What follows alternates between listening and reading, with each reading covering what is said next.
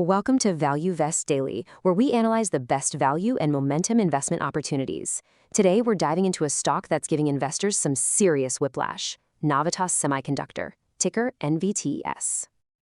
On one hand, it's a dream stock that's been on an incredible tear. On the other hand, well, its latest earnings report was a total nightmare. So what's the deal? Is this an AI rocket about to take off, or is it a trap just waiting to spring? Let's dig in. All right, let's start with the good stuff, the really good stuff. The stock is up over 150% just this year. I mean, wow, that's the kind of explosive growth that gets everyone's attention, and it's absolutely screaming momentum. But then there's this. This is the nightmare part. Their recent quarterly revenue, it fell off a cliff, down more than 53% compared to last year. A huge drop. So what on earth is going on? How can a stock be flying so high when its revenue is literally in a nosedive? And that's the big question we're here to answer today. We're going to pull back the curtain and look at the tech, the strategy, the financials, everything, to figure out the real story behind Navitas. Okay, here's our game plan. First, we'll talk about the revolutionary tech they're built on. Then we'll get into their unfair advantage.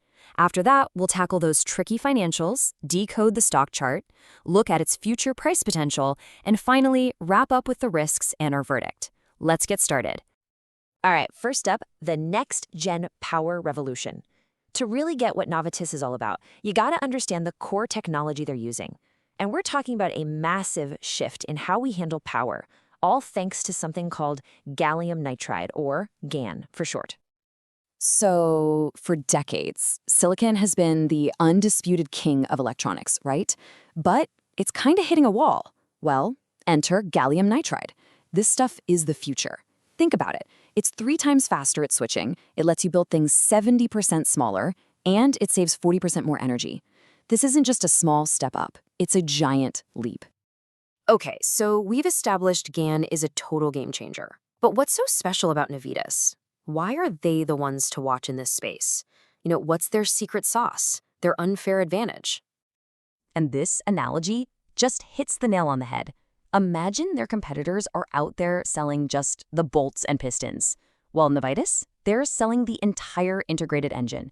They don't just sell components, they build the whole power system, all in one package. And that makes it way harder to copy, and honestly, it just works a lot better. And how do they protect that engine? With a massive fortress of patents.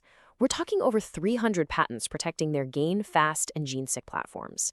Now, that is a serious competitive moat. It makes it incredibly tough for anyone else to come in and do exactly what they're doing. So let's recap. The tech is awesome, the competitive moat is deep, but we still have to talk about those frankly scary financial numbers. Let's dive into the financial story. Yeah, you can see it right here, plain as day. The revenue just tanked in Q3. It went from over $21 million last year down to just about $10 million this year. That's a huge hit. But here's the crazy part. They did it on purpose. You heard me right. This wasn't some accident or a bad quarter. It was a calculated, strategic pivot. They're deliberately moving away from the crowded consumer electronics space and going all in on the massive, high-growth markets, AI data centers, and EVs. This whole new strategy, they call it Navitas 2.0. And this chart shows you exactly what that future is supposed to look like. The plan is that by 2026, AI data centers will make up a full 50% of their revenue. So the bottom line is, they're taking some serious short-term pain for what they believe will be a massive long-term gain. That's the whole story in a nutshell. Okay, so the story so far is a painful but strategic pivot, all for a shot at a huge future payoff. Now let's switch gears and see what the stock chart itself and the big institutional money are telling us about all this. All right, for all you technical traders out there, this number is a big one to watch: $5.47. That's the key 200-day simple moving average. It's basically the stock's long-term trend line. The fact that the stock is trading comfortably above that level, well, that's something chart watchers see as a very positive sign for the long haul. Now, in the short term, the picture's a little more mixed. The stock has dipped below its 20-day and 50-day moving averages, which signals some bearishness right now. But if you look at another indicator, the RSI, it's sitting in neutral territory. This could suggest that the big sell-off we saw after that earnings report might be running out of gas. But here's where it gets really interesting. Let's look at who actually owns NVTS. You've got institutions holding over 40%. And get this, company insiders own almost 20% themselves. When you add that up, that's a massive chunk of the company held by the so-called smart money and the people who know the business best. And these big players aren't just sitting on their fans. They're actively buying more. Just look at the recent filings. You've got heavy hitters like Millennium Management and Renaissance Technologies snapping up hundreds of thousands, even over 1 million shares. They are absolutely putting their money where their mouth is. They're betting big on this Navitas 2.0 strategy.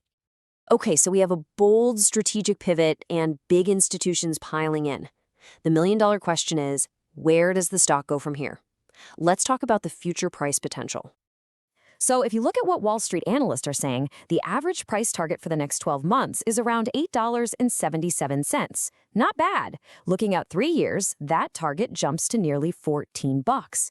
But if Navitas absolutely crushes this pivot into AI and EVs, some people are talking about a moonshot price of over $45 by 2030. Now that would be a ride. But let's be real. A journey to the moon is never a sure thing, right? High reward, always comes with high risk. So before we get too excited, we have to talk about the potential dangers here. And there are definitely some big hurdles. First off, they're burning through cash to fund this transition, about $16.8 million in the last quarter alone. Then there's the competition. They're going up against absolute giants like Infineon. Plus, any major slowdown in the EV market could throw a wrench in their plans, and you've always got to watch for potential stock dilution. So yeah, this is for sure a high-risk, high-reward play. Okay, and here's our mandatory but super important reminder. This is all for informational and educational purposes. It is not financial advice. Please do your own homework and consult with a professional before making any investment decisions.